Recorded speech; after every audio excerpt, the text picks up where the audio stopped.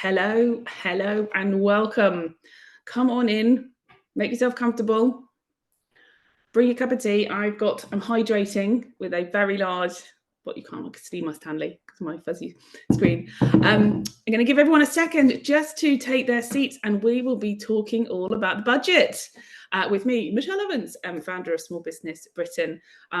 This is in partnership with the wonderful people at Indeed, part of our People for Business programme. So we're going to talk all about how the budget is going to impact you and your business. So I see a few hearts coming up. Anyone who's joined a webinar with me before will know I love a heart. Makes me feel good. It's all about me. So thank you. I appreciate it. Lots of lovely hearts.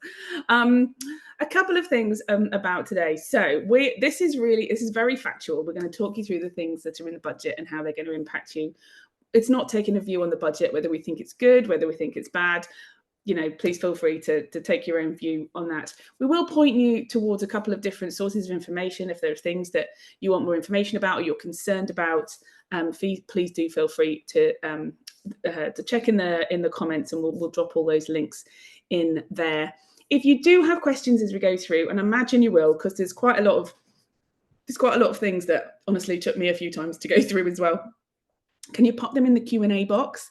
Because the chat, as you can probably see, just tends to go off a little bit. So, and we lose stuff. So pop it in the Q&A box and I will get to those questions at the end. So we're going to just take that off the screen so you can see a huge Michelle face. Lucky you. Right, so let's dig in. So we're going to do a bit of a session going through all the detail.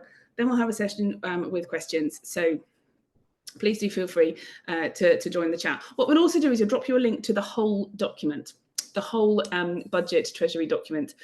I'm not suggesting you go and read it, but if you want to go and read all the detail, all the notes, then you can go and click on that link and go and have a read afterwards. Right, let's go. Right, we're going to cover a few things. In fact, what I've kind of put them into 14 different sections, which sounds like a lot, but some of them will be relatively quick. We're going to start with employers' national insurance and employment allowance. Obviously, that's the biggie. That's had a lot of coverage over the last, well, even pre-election, actually. There's been a lot of coverage on that. We're going to talk about minimum wage and also young employee minimum wage, and a little bit how minimum wage and employers' national insurance can have an impact. Capital gains tax, business asset relief, used to be called entrepreneurs relief. Touch on inheritance tax, how that's going to impact business. Rates relief, and long-term changes to rates. A little bit on a penny a pint, mostly because I like the expression. It's not very much when you think about a whole pint, but a penny a pint. Help to grow, digital skills, invest in women, tiny little bit on EV vehicles and chargers, bit on the small business strategy and the industrial strategy. And then we will just touch on a few things that haven't changed, some things that have stayed the same, like corporation tax, dividend tax, etc. And then some final things at the end, other areas of investment that will tangentially impact small businesses. Hopefully that is what you are expecting today. So we're going to start digging into that. Yes, drop the questions in the Q&A and we'll come to those at the end. So let's talk first about, and I'm going to try and make it as exciting as possible, national insurance. It's hard to make that sound exciting, isn't it? This was probably top of the news, and I'm sure you've heard about it in the run-up to the budget last week. In fact, there was a lot in the news in the run-up to the budget, and I know that lots of people have been quite worried about things. I would say the general impression that we've had kind of post-budget and going through the detail is it maybe wasn't as terrible as everyone expected. Things weren't as extreme as was forecast. The pain's kind of spread out quite a lot. And actually, in some places, there were some positive things as well. So let's talk about employers' national insurance. Now, this is going to come into effect from the 6th of April next year. So one of the things as well, sometimes when we have a budget, changes will happen straight away. This is going to come in from April next year, and we'll try and be specific about when changes are coming in. So you've got a bit of time to talk to your payroll team, to talk to your bookkeeper, your accountants, and find out how it's going to impact you. Right, big picture. Firstly, the point that this is, so national insurance, this is employers' national insurance. This is class 4 national insurance. And I'll talk a little bit about other different national insurance, but this is class 4 national insurance. So the point that you, as a business, start to pay employers' national insurance is going to be dropped from £9,100 to £5,000. On top of that, the rate that you pay national insurance, employers' national insurance, is going from 13.8% to 15%. And as well as that, the employment allowance, so this is the money back you get, generally it's at the beginning of the year, is going to increase from 5,000 to 10,500 a year. So that sounds like a lot of numbers, and we want to make it all make sense for you as a business. So how's this all going to work out? So we thought we'd use some examples, and what I'm going to do at the end is I'm going to copy some of these into the chat so you can see the examples, because sometimes just shouting numbers at you is a little bit of a challenge. So what it actually means is that the majority of small micro businesses are actually going to see a tax cut. That message didn't necessarily come out terribly clearly. Actually, for small micro businesses, you are going to see a tax cut. 865,000 employers are not going to pay any national insurance at all next year. So I'm going to talk you through what that might look like to you as a business. So just as an example, if you are a micro business with 4 staff on the UK average wage, the UK average wage is around about 31,500. Now, this is going to vary wildly by business, so just bear with me just to give you this example. So 4 staff on the average wage. Now, in the old system, you would be paying £91.20 per staff member a year in national insurance, employers' national insurance. So in total, times 4, £12,364. Now, you were getting employment allowance of £5,000 per year. To take that off, that's about £7,364.65. Okay, that's the old system. In the new system, you are paying a bit more because of that drop in when you start to pay national insurance and, of course, the raise. So you're now paying £3,975 per staff member. Times by 4, that's £15,900. However, you are getting a much bigger employment allowance of £10,500. So the total you're now paying a year is £5,400. So that's actually a tax cut of nearly £2,000. Works out about 1,964.80p, which is ridiculously specific for an example. So it's about £2,000.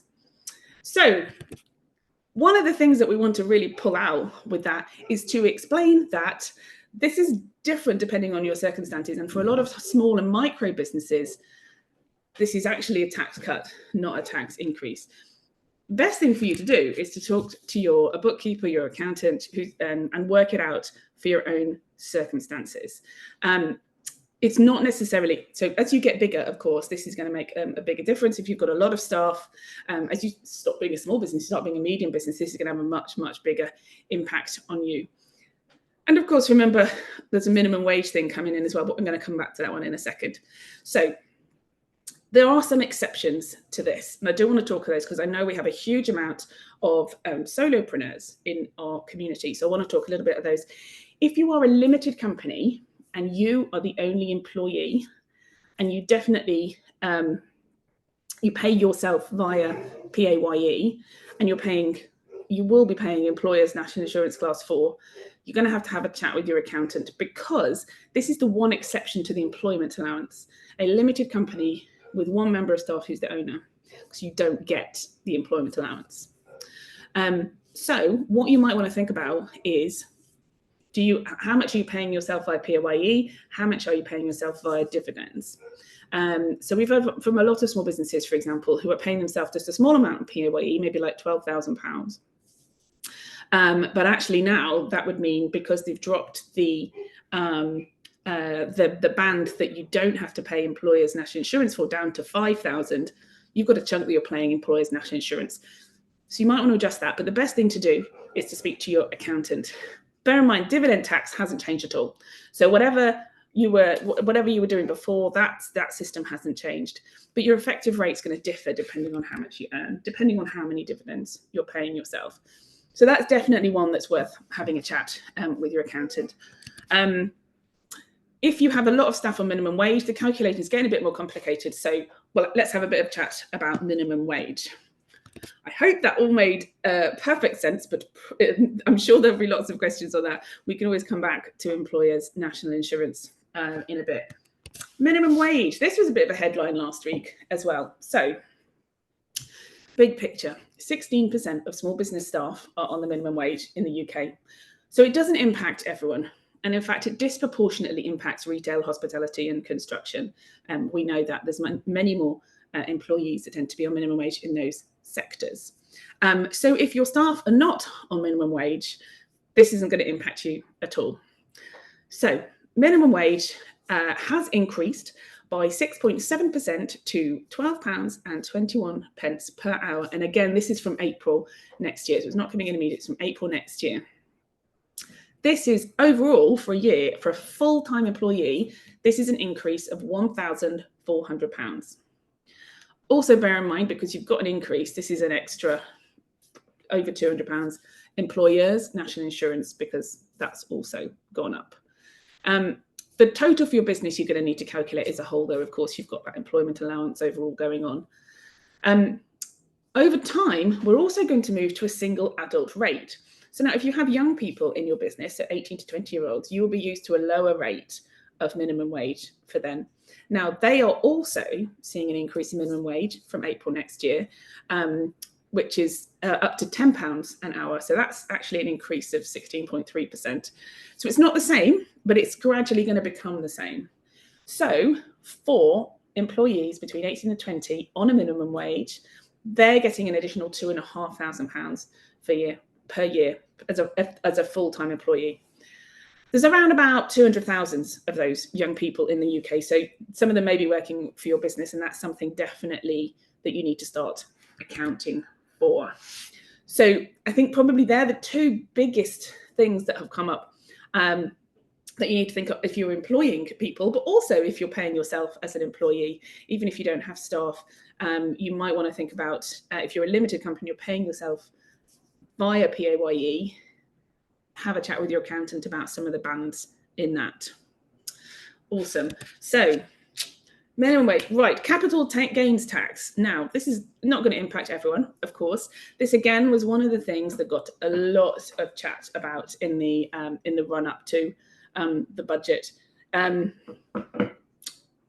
It has changed. So it's going to go up from 10% to 18% at the lower rate, and for 20% to 24% at the higher rate. The lower rate is for basic rate taxpayers. So if you're a basic rate taxpayer and you need to pay capital gains tax, you're at that lower rate. That was 10%, it's going to go up to 18%. The higher rate is for higher or additional rate taxpayers. So your cap gains does go up if you earn more in your income tax. So that's going from 20 to 24%. It's actually much smaller than there was forecast before the budget. I think there was a concern that it was going to go all the way up to sort of akin to sort of income tax rates, but that's not been the case. Things that might mean that you are liable for capital gains tax. So it might be things like gains on residential property, not your if it's a second home, for example, other chargeable assets, so things like shares or business assets. You still keep the £3,000 tax-free allowance for capital gains. If you think that you might need to pay this, definitely worth speaking to your accountant. If you think it might be coming up in the next year or two, definitely have a chat with your accountant about that one. Now, we tend to find that a vast amount of micro businesses, small businesses don't, this isn't something that you would necessarily deal with, but if something is coming up, definitely worth having a chat. Also, business asset disposal relief and investors relief. So business asset disposal relief is probably one of the most terribly named thing that there is, although it is kind of exactly what it says on the tin. If you are familiar with the old Ron Seal advert, it used to be called entrepreneurs relief, actually. So what exactly is it? Essentially what it is if you sell shares in your company or your whole company, then you get some relief on the tax that you pay on that. Now, this was a hot topic pre-budget, and a lot of entrepreneurs thinking about their exit at some point in the future, possibly in the near future, and how much tax they're going to pay on the money that they sell their business for. Now, practically speaking, actually a relatively small number of businesses ever go through this process. But if it's something that you are thinking about in the near future, it's definitely one to be aware of. There are a lot of forecasts over how much this was going to be, and it's going up slowly, and it's going up a lot less than we thought. So I guess that's a positive about this. So next April, it's going to go up from 10% to 14%. And then the following April 26, it's going up to 18%. So it's still a lot lower than income tax or capital gains tax. And very much it's sort of, it's generally thought about like, you know, when businesses are selling shares or their whole company, that this is going to be something that you might come across. So again, if you're thinking about selling, definitely worth sitting down with your numbers, sitting down with your accountant and working out what the impact that might have is. And I think on the subject of exiting, probably one that we don't always like to think about is inheritance tax. What happens on the big exit? So it is a bit more niche actually, but it's really, we hear it a lot from family-owned businesses, and there's been a lot of talk about this over the budget last week, how it's going to be handing your business down to the next generation. Broadly, inheritance tax will be payable on things like unspent pension pots, what hasn't been before, farms over $1 million, and business property. Business property relief is going to change. So just to give you a bit of an idea, essentially at the moment there is 100% relief from inheritance tax for farm property and business property, that's now going to be it's now going to be capped at $1 million. So up to $1 million, there's 100% relief from inheritance tax. Over $1 million, it's going to be a 50% relief. This is if you have big property. So for example, farms. So large farms in the UK, and really in order to have a farm big enough to produce anything, it's quite a lot of land. The chances are, you know, it's going to be worth, and land's worth quite a lot in the UK, it's going to be worth over $1 million. So there's a lot of concern being expressed about this from farmers, and I think we're going to hear a lot of chat about this in the coming weeks and months as this gets debated. Now, this session is not about the pros and cons of whether these things are right or wrong, but Family Business UK is really getting into this. And I think if you were concerned about it, if you had some thoughts, you wanted to get involved, have a chat with Family Business UK. I know they would welcome the conversation from you on that one. So it's relatively niche. I think if you kind of think about tiny, small micro businesses across the UK, and then particularly in this audience, but if you are a family business, if you are a farming business, it's definitely there's a link in there for you to follow. It's definitely going to impact you. So something to go and have a look at. I'm aware that I'm rattling through, and I'll do a little bit of a summary at the end just to kind of give you some things, but this is going to be recorded. So it is in fact being recorded. So you can always pause, go back, have a little look again, remind yourself of some of the things that we've gone through. So we'll try to cover like the big things to begin with. So, right. Okay, rates, big one for small businesses and often comes up. And we expected to see something on rates because Labour was very clear in its manifesto that they were going to restructure rates, look at rates, because, you know, there's often for a lot of businesses, particularly on the high street, it's even bigger than rent. You know, rates is one of the biggest bills that small businesses have. So this is getting a lot of focus. Now, mouthful of water.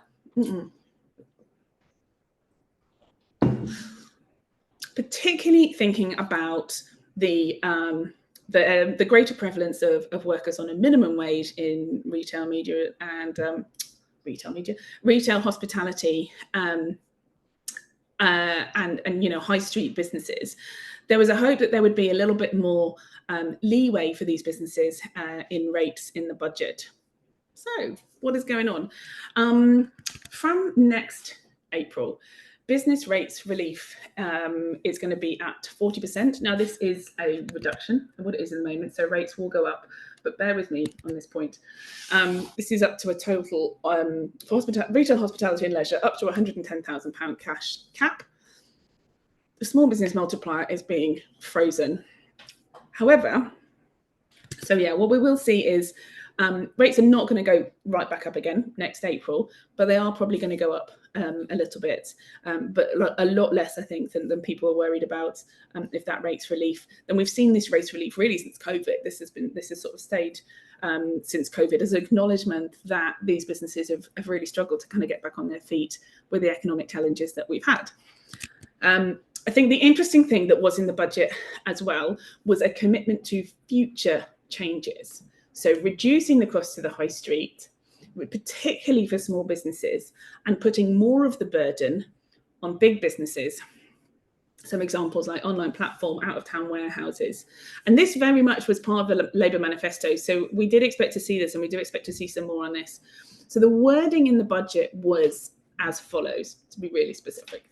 The government intends to introduce permanently lower business rate multipliers for high street retail, hospitality and leisure properties from 26-27. So in a year's time, a year and a bit's time.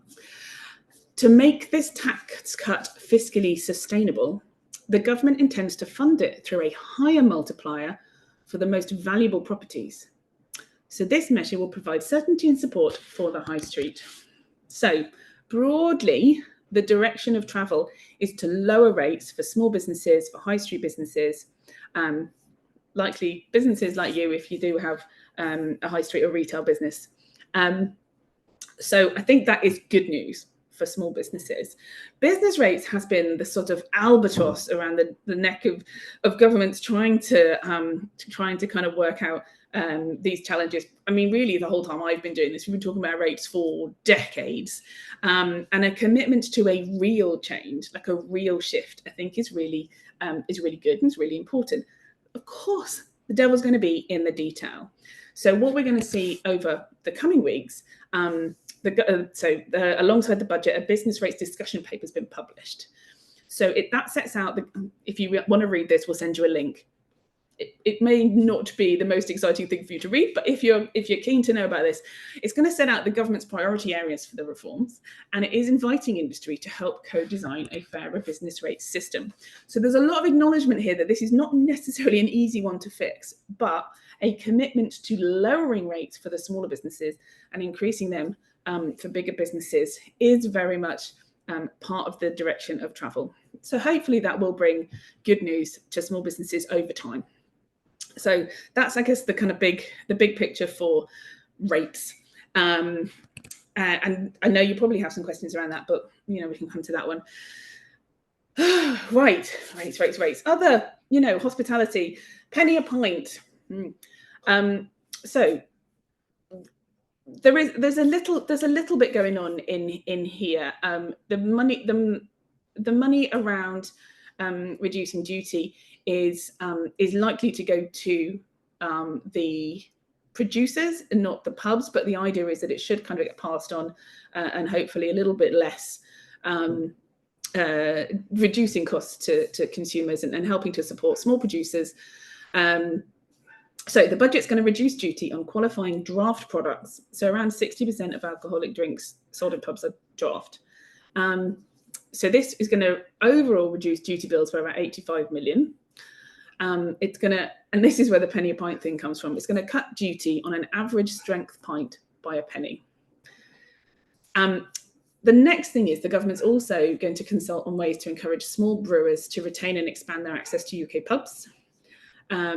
And also kind of so thinking not just about the businesses at the end of that are selling to the consumers, but also the small producers as well.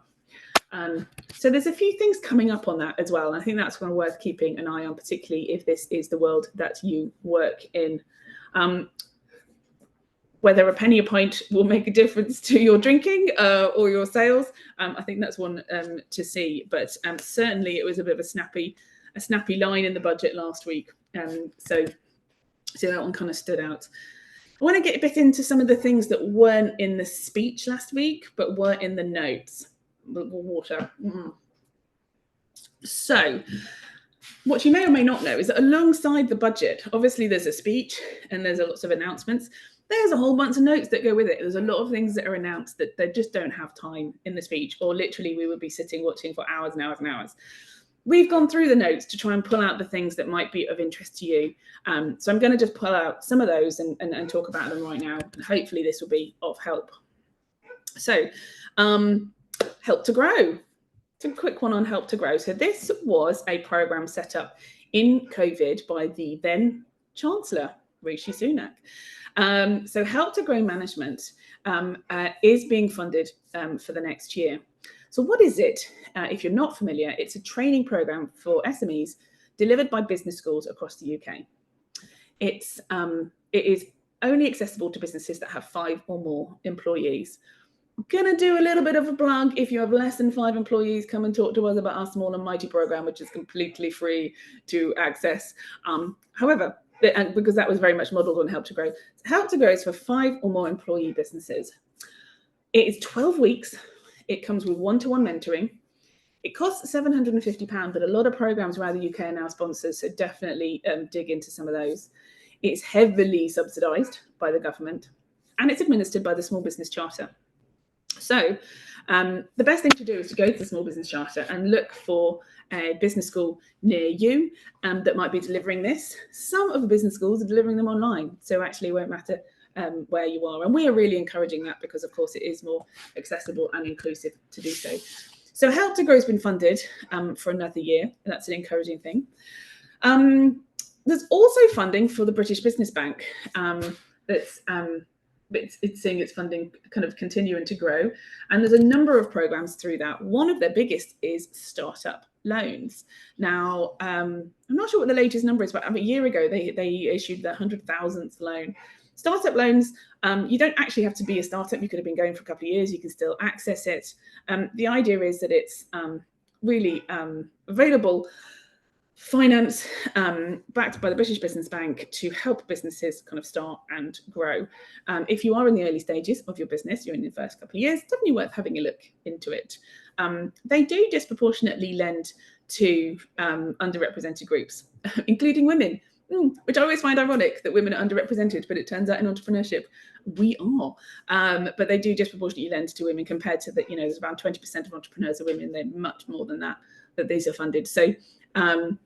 So that's very encouraging. There is also, they're continuing to fund export finance programs. So that's worth looking at as well. If export is a big part of your business or you're thinking about making it a part of your business, definitely go and check out the British Business Bank's export finance programs. So that's quite encouraging. Another mouthful of water. Some small pockets of money have been made available for driving digital adoption.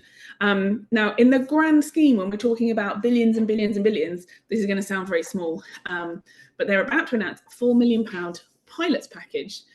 So we'll see some pilots around the country, which is going to drive digital adoption. There is an SME digital adoption task force, which actually started in the last government, but they have kept going, and it's going to deliver its interim report next year. So a lot of this is about how can we as a society and government support digital adoption with small businesses. And so I think it would be really interesting to see what programs come out of that and how that's going to support you and your business. Other things in the notes, Invest in Women's Task Force. So the Invest in Women's Task Force is kind of a development of the Rose Review, which started a while ago, actually, 2018, I think. And then came out of that came the Investing in Women's Code, the Investing in Women's Task Force, which was announced earlier this year. But actually, a slightly different thing about it is that they are bringing together the private sector to create a funding pot to invest in female-led businesses. So I think this is pretty exciting, actually. So they are continuing to support this and working with business to grow those funds. The first round of businesses to receive investment have already been announced, actually, and we'll expect to see some more soon. So I think that's pretty exciting. Very much government using its convening power, using its relationships to create this private sector pot to specifically invest in female founders. So that's all good. EV vehicles and chargers. Some of these maintenance. The government's maintaining the EV incentives in the company car, so that's sort of a continuation of what there is. The company car tax regime. They're extending 100% first-year allowances for zero emissions cars and EV charge points for another year as well. So if you are thinking about buying an electric vehicle for your car, for your business, or installing a charge point for your business, definitely have a chat with your accountant about how that 100% first-year allowance is going to help you and your business. And of course, we're massive fans of sustainability over here at Small Business Britain, so we're very pro it. So do go investigate that one. Okay, a big thing that I wanted to touch on. So we go, this is probably less specific, but probably bigger in impact overall. So the government is developing a small business strategy. You probably heard a little bit in the press about an industrial strategy that they are developing and going to announce next year, and we've already seen the first wave of that. They are specifically developing, I think they called it a small business command paper in the text. They're specifically developing a cross-government strategy in order for small business to be embedded in every part of government. So that seems like a good idea to us. Or again, devil's going to be in the detail. We are going to be part of developing that strategy. We're going to feed into that, particularly, some of our areas of interest: sustainability, AI, inclusivity, things like the Lilac Review. This is going to be announced in the first half of 2025. And there's going to be lots and lots of opportunities to get involved with that. So keep an eye out. Keep an eye out on any organisations that you work with, any membership organisations you have. And of course, Small Business Britain, we're going to share with you opportunities to get involved with that. And I think that's really important, that the voice of small business is heard in developing these strategies, but also kind of long term in how government puts together policies across every different department. I don't think the business should sit within the Department for Business and Trade. It should be part of healthcare, the environment, MOD, local government. All of these different things should include small businesses. So get involved, be part of it. And I think that's a really encouraging thing to see. So I'd love to see that in the notes. I'll touch on a little bit, and then we're going to jump into some questions. Things that have stayed the same. Quite a lot, actually. Interestingly, in the pre-budget, there was a lot of, not so fancy footwork and trying to avoid and semantics, where the government was avoiding changing things and, what counted as a working person. I don't think we need to go down that particular rabbit hole, but some things that have stayed the same, just want to mention. Number one, corporation tax remains the same at 25%, no change. So I think there was concern that was going to go up. That's going to stay the same for the foreseeable future. Annual investment allowance of £1 million will remain in place. I touched a little bit on some of that before, but mostly things like plant and machinery. You can't use it for things like the company cars, but plant and machinery for business. There is that annual investment allowance, trying to encourage businesses to invest for growth. The dividend tax not changed. All other national insurances, class 1, 2, 3, anything, all self-employment and income taxes as well, no change to rates, no change to bands. So for now, all of that remains the same. The final thing I want to mention is other areas of investment. So a big theme across the budget was investing in different parts of the economy in order to drive growth. And whilst that's not so immediate as things like, how is national insurance and minimum wage going to impact my business, the idea is that overall this is going to help small businesses and drive growth. And some of that will be delivered through things like growth hubs, which are continuing to get investment across the country. So some of the things I want to touch on. First on that, and which maybe be a bit more relatable for small businesses, UK Shared Prosperity Fund is going to continue, but at a slightly lower rate of 900 million for another year. So this may be funding local grants in your area, and you should speak to your council. Now, anyone who ever received an EU grant back in the old days. And these continued actually for a while post-Brexit. That is sort of the idea-ish being replaced by UK Shared Prosperity Fund grants. Very much hasn't happened in a like-for-like basis, but we do know of small businesses who have received grants locally from the UK Shared Prosperity Fund. So, worth investigating. We know when things say grant or free money, people tend to tune in. Now, the other thing to bear in mind is this is not consistent across the UK. Different regions applying it in very different ways, different pockets of funding available.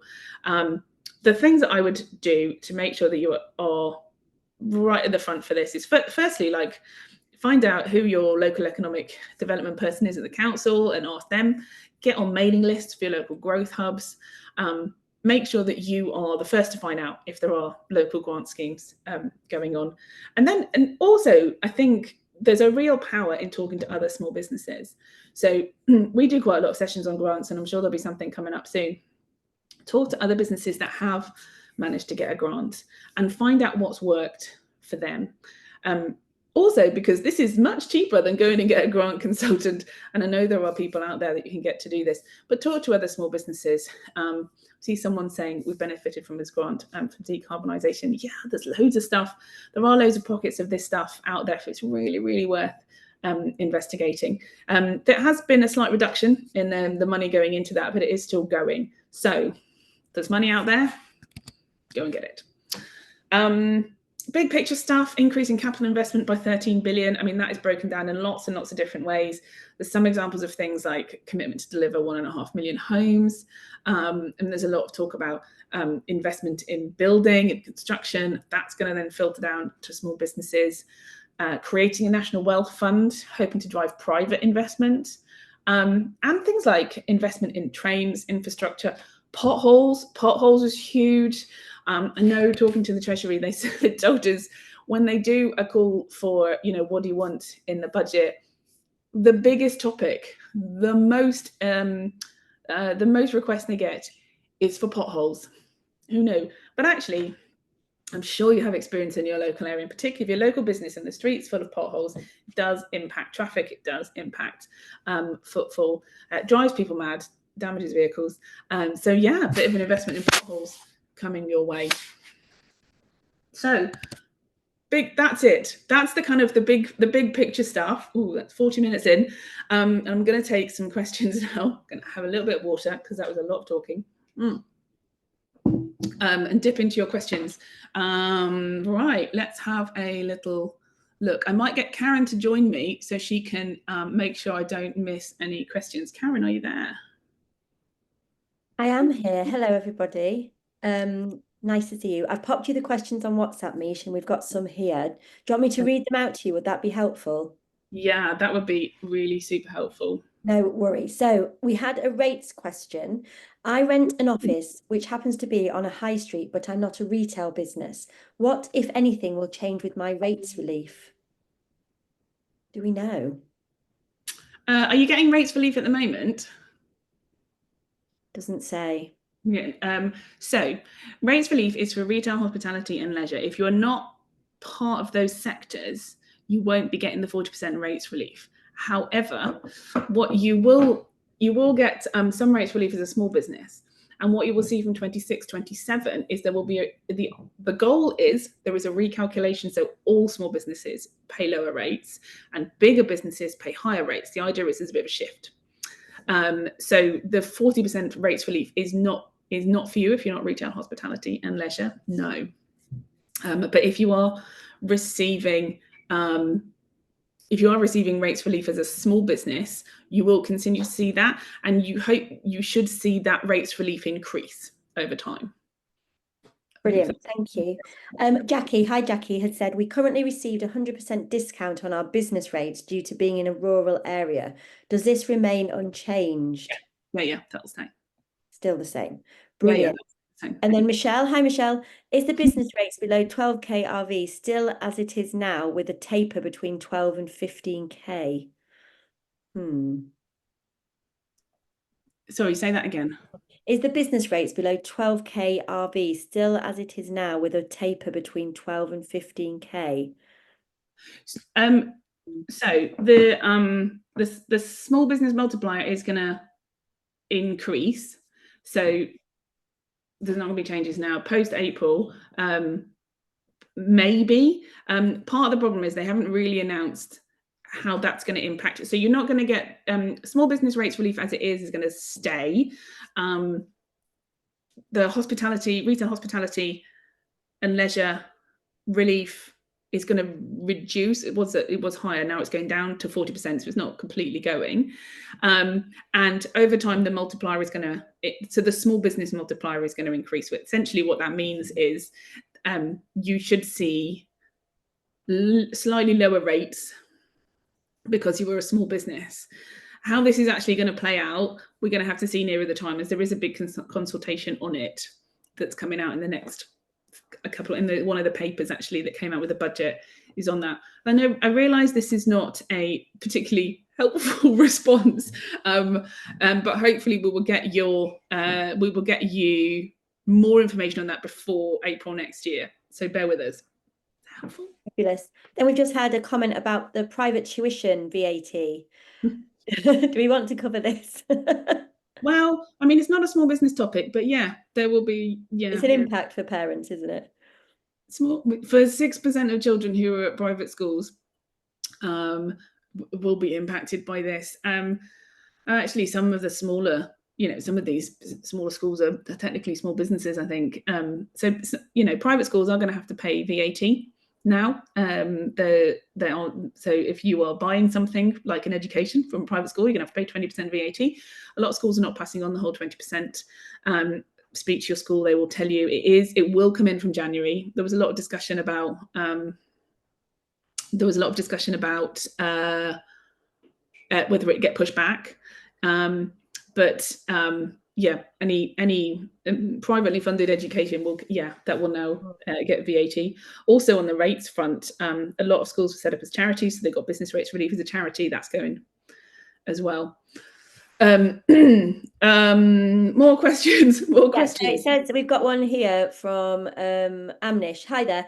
If you have two offices, one in London and one in Hertfordshire, will you get relief on one property, not on the other, or just a discount on the other property as a small business? So does it apply to both? You only get I think you only get relief on the first property, not on the second. Yeah. Even if they're in completely different places. And we've got Janice. Hi, Janice. Was there anything about rates increase with regards to working from home? I don't think so. No. You're working from home, you shouldn't be paying rates anyway. Yeah. So 100% rates relief. Yeah, don't be paying anything. And I think that's the main questions, actually. Let's see if anyone's got any. Oh, when can we find out the local allocations of the UK? Oh, okay. I can find you that, Simon. 1 second. I'll get you that link. We'll get the link for the UK Shared Prosperity Fund. It is a little bit annoying because it's really inconsistent and it's inconsistently delivered.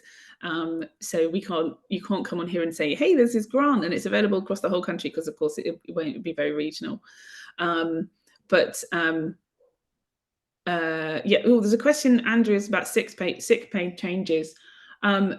So not so much in the budget, the employers' rights bill, and we're going to do a lot on this employee rights bill around. That's had its second reading. We're working a lot with the government on that, and we've got lots of opportunities actually for businesses to come in and talk to the government, and feedback on that. This is not law yet, but the goal of the legislation is that employees are entitled to sick pay from day one, but there will be an allowance for a probation period, which will allow a much simpler process for. You will still be able to have staff on a probation period. It's not like they come in day one and you both of you get time to work out whether this is right for you. And what those probation periods are going to look like is going to be one of the big things that we're focusing on and talking to the government about the employee rights bill. Great stuff. And then Brian, hi Brian, I own 100% of one hospitality company and 51% of another hospitality business. Are there changes that will impact either of my businesses because of this? Because of you, I don't know whether it's because of your hospitality is absolutely getting impacted. Mm. Whether how much you own or not, I don't know. You'll have to speak to your accountant. The hospitality is going to be impacted by employer national insurance going up. It's going to be impacted by minimum wage going up because, of course, there's a high prevalence of minimum wage earners in hospitality.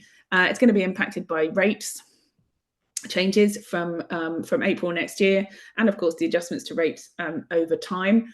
And if you want to sell any of your shares, you're going to be or exit any of those businesses, you will be impacted by business asset disposal relief changes as well. So yes, quite a lot. So it's definitely worth having a chat with your accountant about the different ways that that's going to impact you. Fabulous. And then Sharon, hi Sharon, is there anything new when using self-employed contractors? So IR35 wasn't mentioned at all in the budget. Not at all. It's not in any of the paperwork either. So no on that one. No changes, not been impacted at all.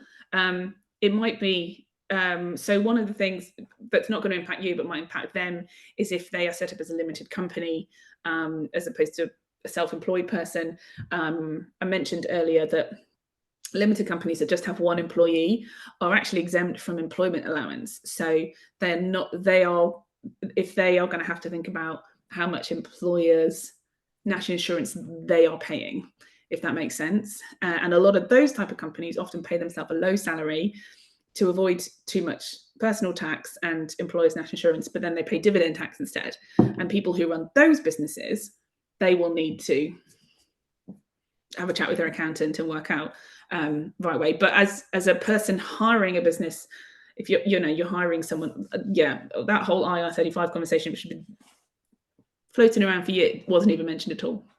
So right, change right now. Brilliant. And sorry, Janice has just come on just about the working from home rates question. She said, sorry, I wasn't clear. I meant with regard to council tax payments, not rates. When running a business from home, I have a home studio as a glass artist. You still pay your council tax for your home though, don't you? As we all do. Yeah. Yeah. Absolutely. Okay, so let's see 1 second. Anonymous here. Hello, our business is term time only. Do we have to pay sick pay? We pay for hours work, which is 15 hours a week. So TBC, not at the moment. There are going to be changes to 0 hours contract and flexible working and how contracts like yours are managed. Now, there's a lot of discussion around this at the moment because, of course, for a lot of businesses, they are seasonal. I mean, they're not just, might be term time versus holiday time. It might be Christmas. It might be summer, and lots of businesses want flexibility in their contracts. And so the idea of getting rid of 0 hour contracts, but that 0 hour contracts that allow for this flexibility is not going down terribly well. However, this is still in discussion. This is part of the employee rights bill, which is being discussed at the moment. And I think there is an acknowledgement that for a lot of workers, this works for them as well. So, for example, we talked to a number of hospitality businesses that have students who work for them, and they want the flexibility to pick up hours when they need it, and then go back to education when they want. So, I don't have a clear answer for you on that because it wasn't in the budget, but it is the employee rights bill, and I think we'll talk about that quite a lot over the coming weeks. Okay, we've got 2 left. So Mary, hi Mary, I get 100% rate relief for my retail property. Can you confirm this will now be 40%, please? So I will now have to pay. No, still 100%. Yeah, still 100%. Perfect. Then Kate, hi Kate, we pay business rates in 2 different countries for 2 high street properties. Counties, not countries. Counties, I put countries, sorry. I haven't got my glasses on. They are massively different in value, even though buildings roughly the same. Is there a way to challenge value as when rates go up, this will be huge? Not really. So yeah, you're kind of a little bit stuck. The only thing that I would say is that based on what the government has said so far, and it's hard, we don't have a crystal ball to see what's going to happen 26, 27, is that, I know, Kate, you have a retail business, you have retail businesses. Kate makes chocolates, by the way, amazing. Check it out.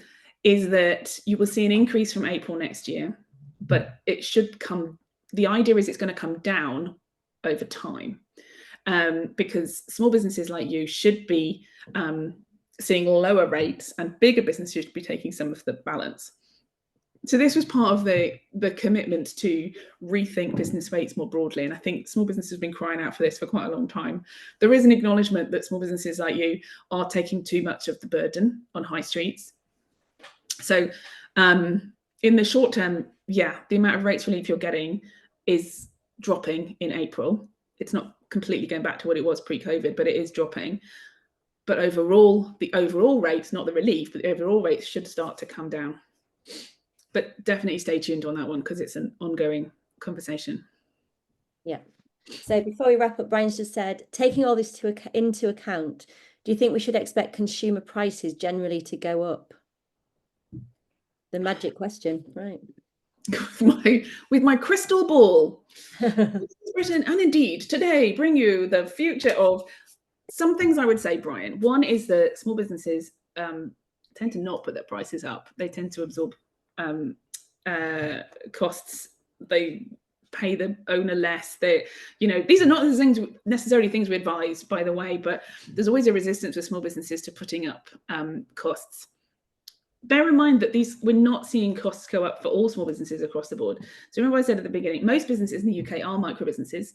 The majority have less than 5 employees. For most of these businesses, they're actually seeing a tax cut in national insurance. Of course, as you grow, as you take on more staff, then it's going to impact more. And bigger businesses are definitely going to be taking some of the brunt of this.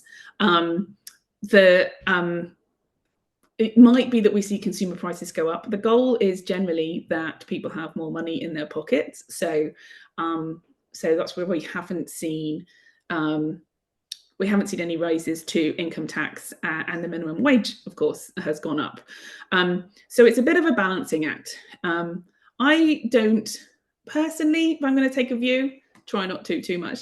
I don't think we're going to see a big hike in consumer prices. I think one of the things that is really important for small businesses is stability. And I think having a clear idea about what's going to happen is going to be really, really important. Setting a strategy, setting a goal, being very clear, this is how things are going to be structured. Not massive hikes across the board on lots of different things, is going to hopefully bring some stability. We're seeing this morning that it looks like interest rates are going to come down again. And all of this hopefully will, like slightly less on mortgage payments, actually frees up quite a lot for consumer spend. So I think there are some positive signs going into Christmas. I think a lot of businesses could use a really positive Christmas this year. And certainly we're feeling pretty optimistic about it. I am actually wearing my Small Business Saturday t-shirt, if you can see, as I'm starting to get excited about December already. But yeah, I wouldn't panic about consumer prices going up. I don't think that's the direction that we're seeing. I think we're running out of time now. Yeah. Can we just say a big thank you to Mish? That was absolutely fantastic. Really appreciate it, Mish, and imparting all your wisdom. I have lost my voice now, guys. I've actually lost my voice talking about the budget. I really hope this is helpful. But look, there's so many things. This is one of the biggest budgets we've seen for a long time. So many notes, lots and lots of bits of detail. Please feel free to get in touch with us if you've got any questions. We're always happy to help. Bear in mind, we are not accountants and we don't know the detail of your business.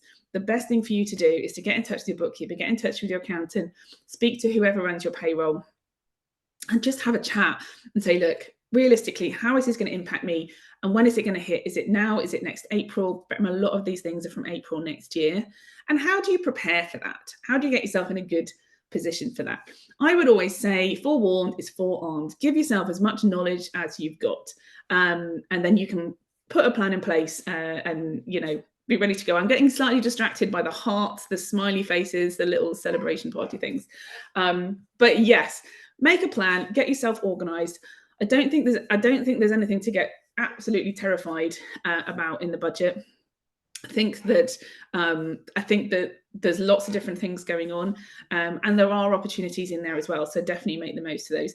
We are going to be making the most of opportunities over the next year. We're really excited about our partnership with Indeed on our People for Business program, because people make business. They do. Small businesses, you're all about the people. Thanks so much for joining us today. It's been lovely to not quite see you. Hopefully lovely for you to being here. And we will catch up with you all very soon. Have a great day. Bye.